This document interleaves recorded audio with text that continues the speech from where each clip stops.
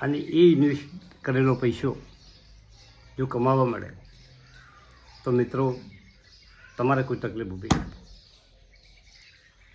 આજે તમે મોજથી જીવી શકો એના સારી કંપનીઓ જો તમારા પોર્ટફોલિયોમાં તમે રાખેલી હોય અને વર્ષે તમારા પાસે 2 લાખનું ડિવિડન્ડ આવતું હોય તો પણ તમે મોજથી જીવી શકો.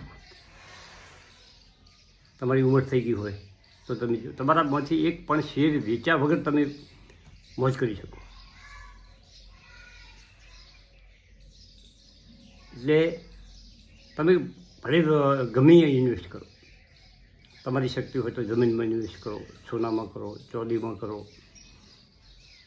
શેર બજારમાં કરો, મ્યુચ્યુઅલ ફંડમાં કરો, તમને અનુકૂળ આવે એ કરો. પણ ધીમે ધીમે ધીમે ધીમે તમારે જે સમજુ માણસો છે એને ઇન્વેસ્ટ કરવું જોઈએ. આ સમયમાં